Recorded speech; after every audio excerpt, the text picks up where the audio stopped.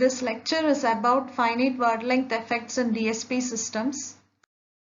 The fundamental operations in digital filters are multiplication and addition. So digital systems operations perform ചെയ്യണമെങ്കിൽ നമ്മൾ എന്ത് കൊടുക്കും? Input data കൊടുക്കും. Corresponding ആയിട്ട് നമുക്ക് output data കിട്ടും. Productഉം sumഉം ഒക്കെ ആയിട്ട് output data കിട്ടും. So കൊടുക്കുന്ന input data ആണെങ്കിലും കിട്ടുന്ന output data ആണെങ്കിലും ഇതെല്ലാം സ്റ്റോർ ചെയ്യുന്നത് എവിടെയാണ്? രജിസ്റ്റേഴ്സിലാണ്. So ഈ രജിസ്റ്റേഴ്സിനെല്ലാം എന്തുണ്ട്? ഒരു ഫൈനൈറ്റ് ലെങ്ത് ഉണ്ട്. അതായത് അതിനെല്ലാം സ്റ്റോർ ചെയ്യാൻ പറ്റുന്ന ഒരു മാക്സിമം നമ്പർ ഓഫ് ബിറ്റ്സ് ഉണ്ട്. ഇപ്പൊ 8 ബിറ്റ് രജിസ്റ്റർ ആണെങ്കിൽ മാക്സിമം 8 ബിറ്റ്സിന് അതിന് എന്ത് ചെയ്യാൻ പറ്റും? സ്റ്റോർ ചെയ്യാൻ പറ്റും. ഇനി ഇപ്പോൾ നമ്മൾ കൊടുക്കുന്ന ഇൻപുട്ട് ഡേറ്റയുടെയും ഔട്ട്പുട്ട് ഡേറ്റയുടെ ഒക്കെ കറസ്പോണ്ടിങ് നമ്പർ ഓഫ് ബിറ്റ്സ് എന്ന് പറയുന്നത് ഈ രജിസ്റ്റർ സൈസിനേക്കാൾ കൂടുതലാണെങ്കിൽ നമുക്ക് എന്ത് ചെയ്യാൻ പറ്റില്ല? ഈ പറയുന്ന രജിസ്റ്റേഴ്സിൽ സ്റ്റോർ ചെയ്യാൻ പറ്റത്തില്ല. സോ എന്ത് ചെയ്യണം? നമ്മൾ ഇൻപുട്ട് ഡേറ്റ ആണെങ്കിലും ഔട്ട്പുട്ട് ഡേറ്റ ആണെങ്കിലും രജിസ്റ്റർ സൈസിനനുസരിച്ച് നമുക്ക് എന്ത് ചെയ്യേണ്ടതായിട്ട് വരും?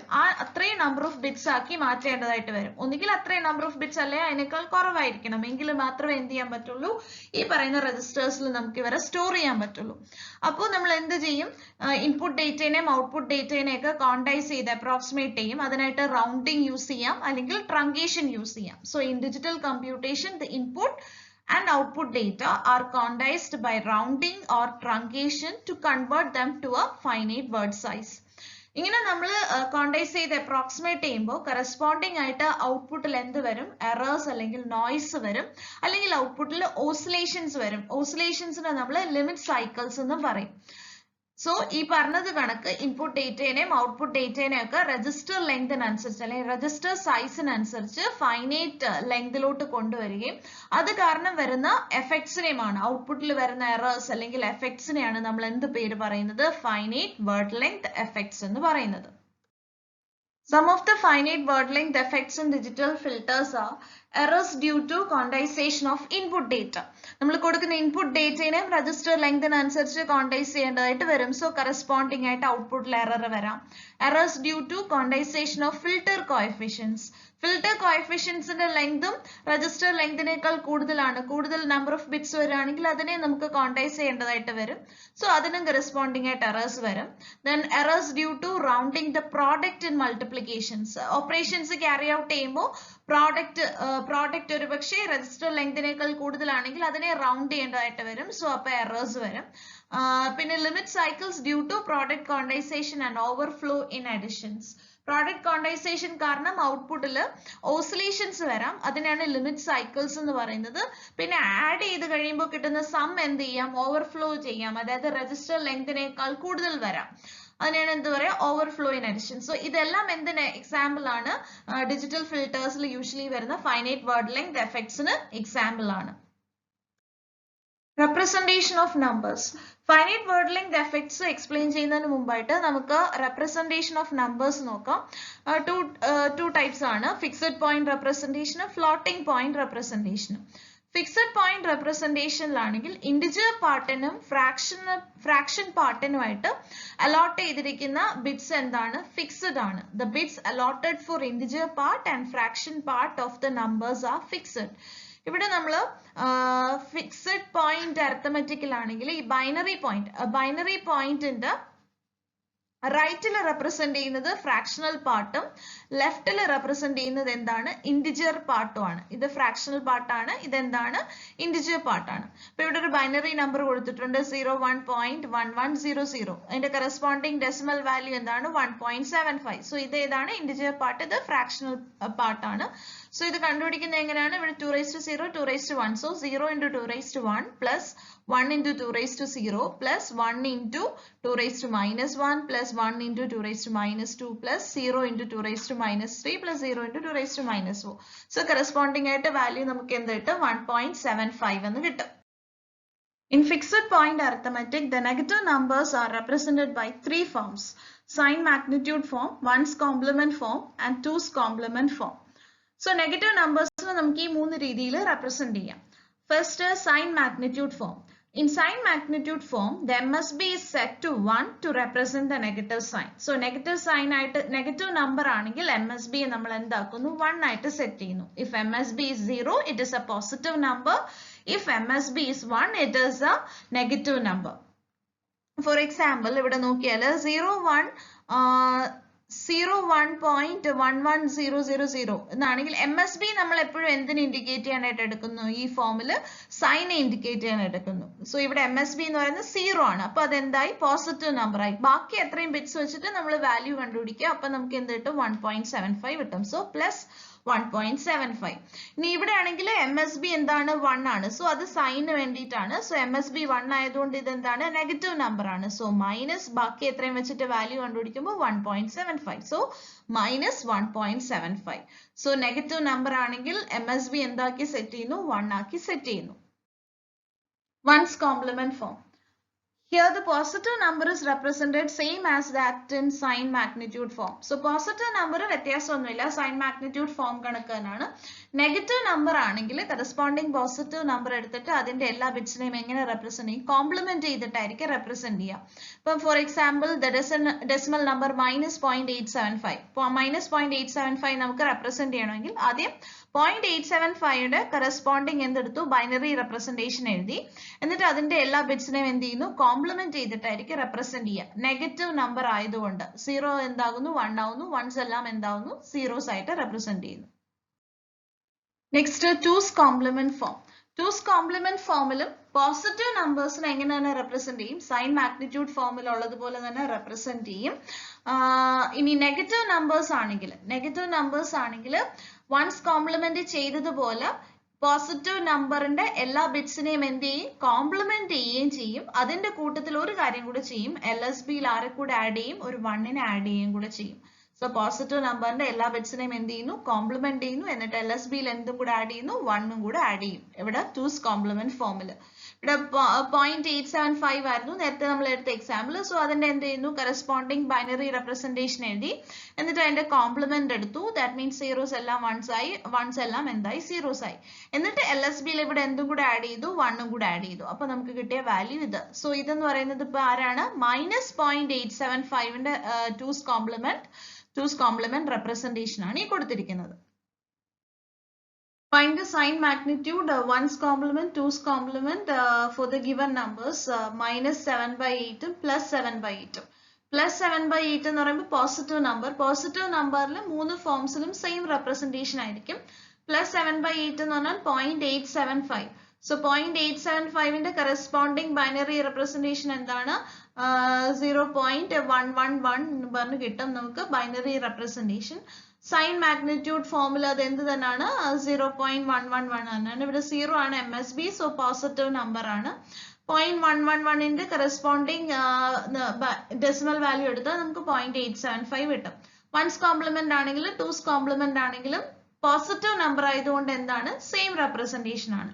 ഇനി -7/8 എന്ന് പറയുമ്പോൾ നമ്മൾ ആദ്യം എന്ത് എഴുതുക? പ്ലസ് 7/8ന്റെ കറസ്പോണ്ടിങ് ബൈനറി റെപ്രസെന്റേഷൻ എഴുതി. ഇതാണ് 0.111.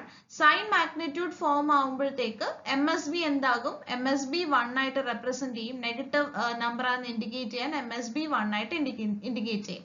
ഈ വൺസ് കോംപ്ലിമെന്റ് എന്ന് പറയുമ്പോൾ കറസ്പോണ്ടിങ് പോസിറ്റീവ് നമ്പറിന്റെ ബൈനറി റെപ്രസെന്റേഷൻ എഴുതി. 0.875ന്റെ കറസ്പോണ്ടിങ് എന്തെഴുതി? ബൈനറി റെപ്രസെന്റേഷൻ എഴുതി.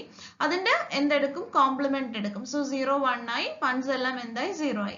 2's complement എന്ന് പറയുമ്പോൾ ഈ വൺസ് കോംപ്ലിമെന്റ് കൂടെ LSBയിൽ എന്തും കൂടെ ആഡ് ചെയ്യുന്നു? 1ഉം കൂടെ ആഡ് ചെയ്യുന്നു. സോ 1.001.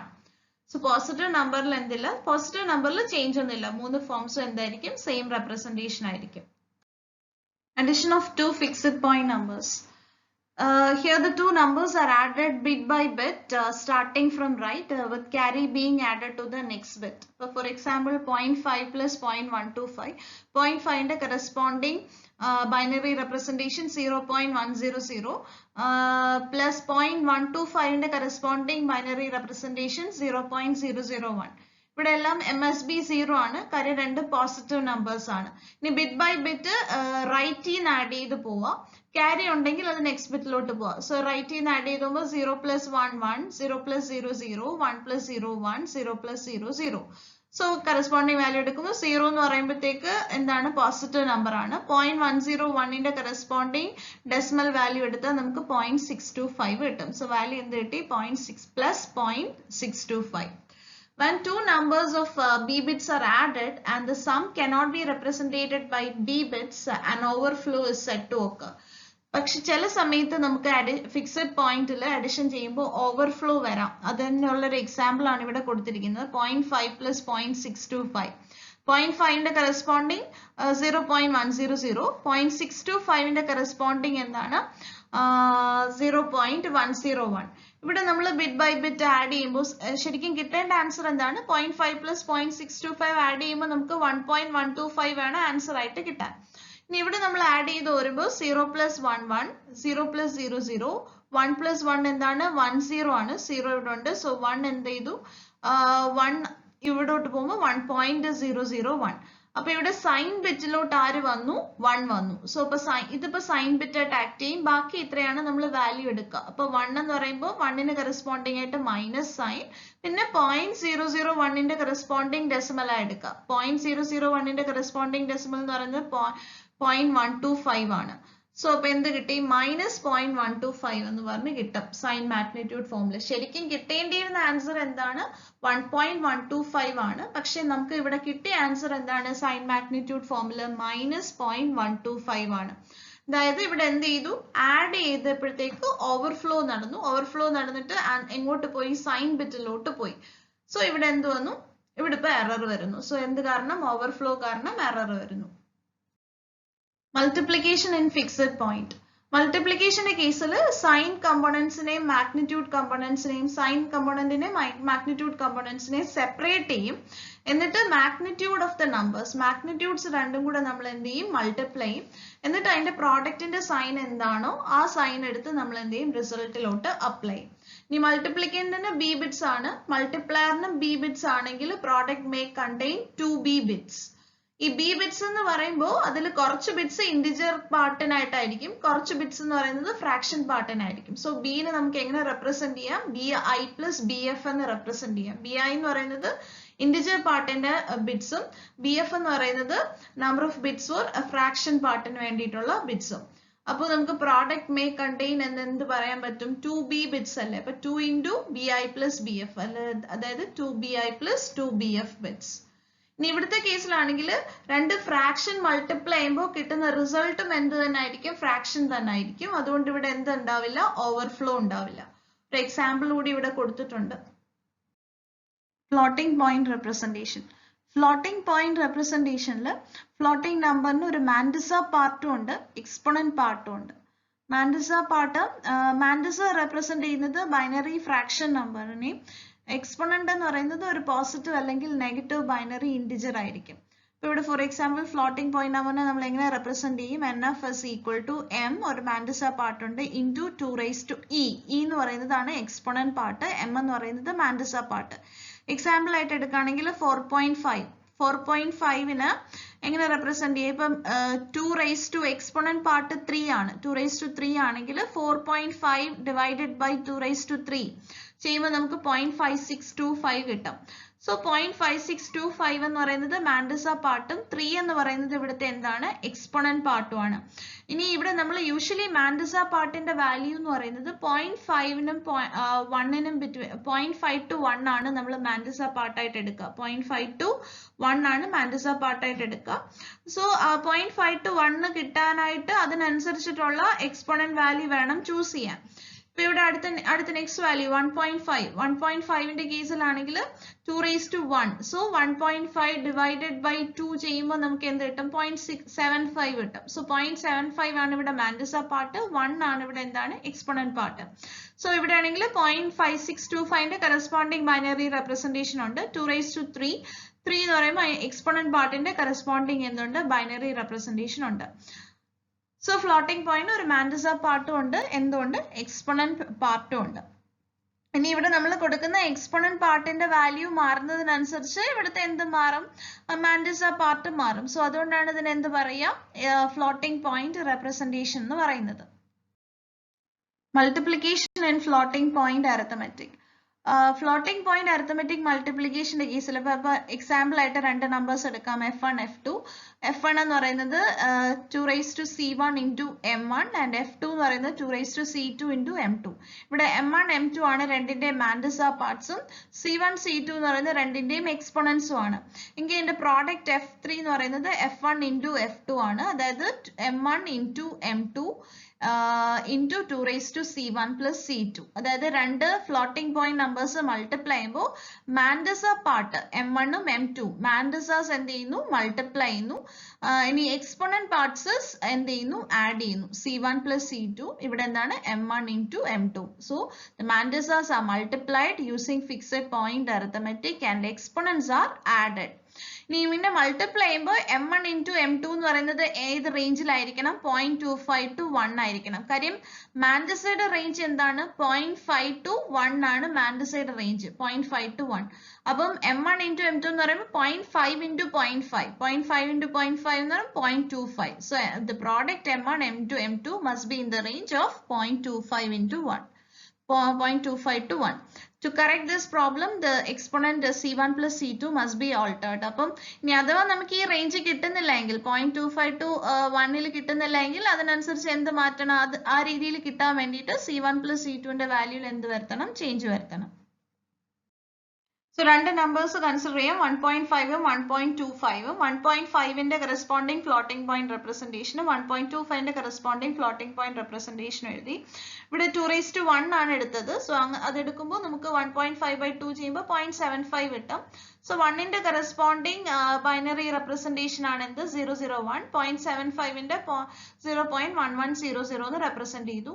അടുത്ത 1.25ഉം അതുപോലെ നമ്മൾ ഫ്ലോട്ടിംഗ് പോയിന്റ് റെപ്രസെന്റേഷൻ എഴുതി.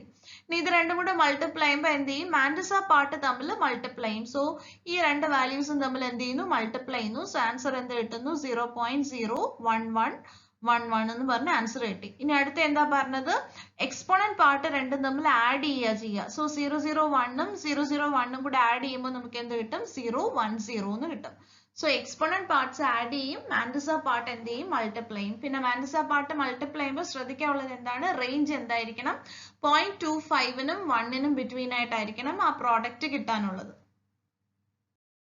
ഇനി അടുത്ത next, addition and subtraction of two floating point numbers.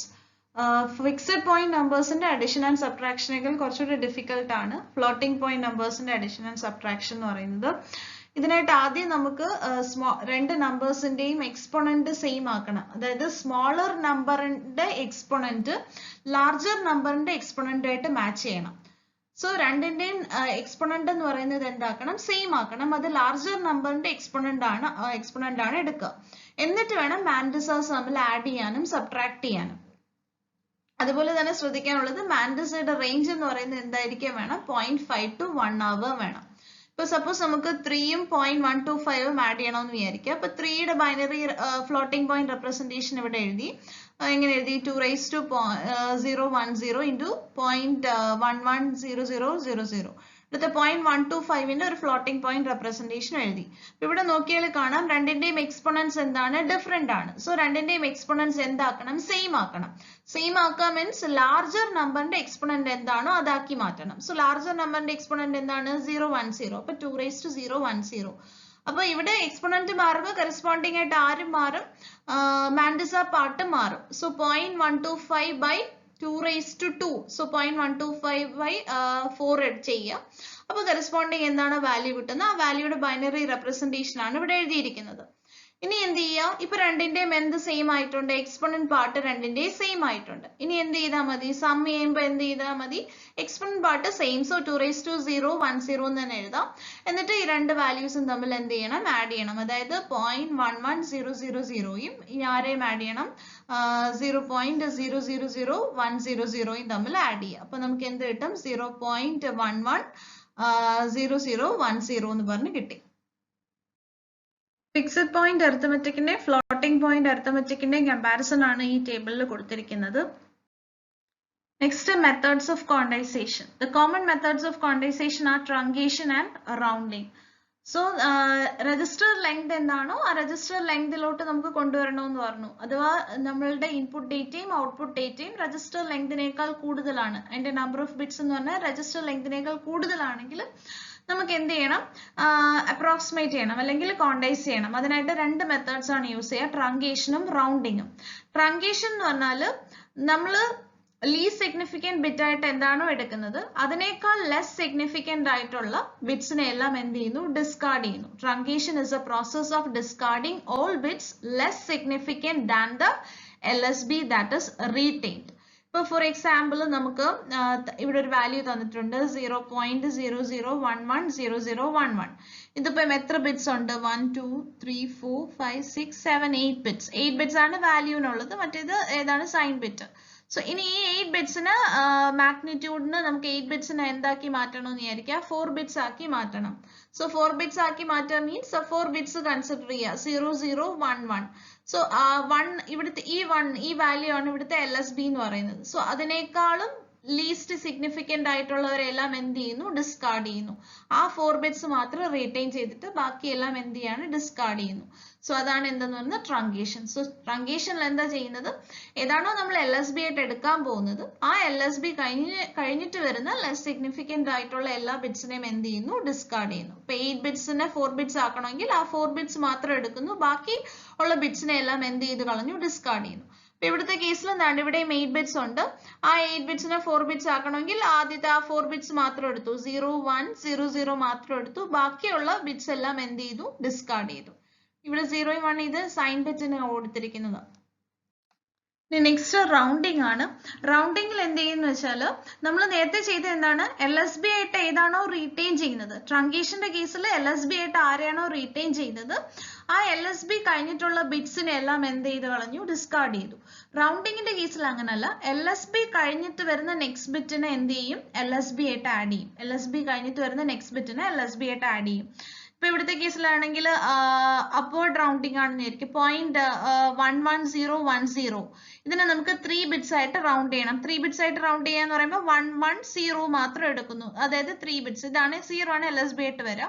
So അത് കഴിഞ്ഞിട്ട് വരുന്ന നെക്സ്റ്റ് ബിറ്റ് എന്താണ്, 1 ആണ്. സോ 1നെ ആഡ് ചെയ്യുക, 0.110 പ്ലസ് 1. അപ്പൊ എന്ത് കിട്ടും നമുക്ക്, 0.111 എന്ന് കിട്ടും. സോ നേരത്തെ പറഞ്ഞ ട്രങ്കേഷൻ മെത്തേഡ് ആണെങ്കിൽ 3 ബിറ്റ്സ് ആയിട്ട് ട്രങ്കേറ്റ് ചെയ്യുകയാണെങ്കിൽ 0.110, ബാക്കി 10, ബാക്കി 2 ബിറ്റ്സിനെയും എന്ത് ചെയ്ത് കളയും, ഡിസ്കാർഡ് ചെയ്ത് കളയും. ഇവിടെ റൗണ്ടിങ്ങിന്റെ കേസിലാണെങ്കിൽ LSB എന്ന് പറയുന്നത് ഇപ്പൊ 3 ബിറ്റ്സ് എടുത്തു, അത് കഴിഞ്ഞിട്ടുള്ള നെക്സ്റ്റ് ബിറ്റിന് എന്ത് ചെയ്യും, LSB ആയിട്ട് എന്ത് ചെയ്യും, ആഡ് ചെയ്യും. അപ്പൊ 0.110യുടെ കൂടെ 1 കൂടെ ആഡ് ചെയ്തു, അപ്പൊ എന്ത് കിട്ടി, 0.111 കിട്ടി. സോ ഈ വാല്യൂ ആണെങ്കിൽ ഇതിനെ 8 ബിറ്റ്സ് ആയിട്ട് റൗണ്ട് ചെയ്യണമെങ്കിൽ 8 ബിറ്റ്സിനെ കൺസിഡർ ചെയ്തു. 8 ബിറ്റ്സ് എന്ന് പറയുമ്പോൾ 1 2 3 4 5 6 7 8 ബിറ്റ്സിനെ കൺസിഡർ ചെയ്തു. അടുത്ത നെക്സ്റ്റ് ബിറ്റ് എന്താണ്, 1 ആണ്. ആ നെക്സ്റ്റ് ബിറ്റിനെ എന്ത് ചെയ്യുന്നു, ആഡ് ചെയ്യുന്നു. ഇനി നെക്സ്റ്റ് ബിറ്റ് 0 ആണെങ്കിൽ 0 ആഡ് ചെയ്താലും വ്യത്യാസം ഒന്നും ഉണ്ടാവില്ല എന്നുള്ളത്. സോ നെക്സ്റ്റ് ബിറ്റ് എന്താണോ ആ നെക്സ്റ്റ് ബിറ്റിനെ LSB ആയിട്ട് എന്ത് ചെയ്യുക, ആഡ് ചെയ്യുക.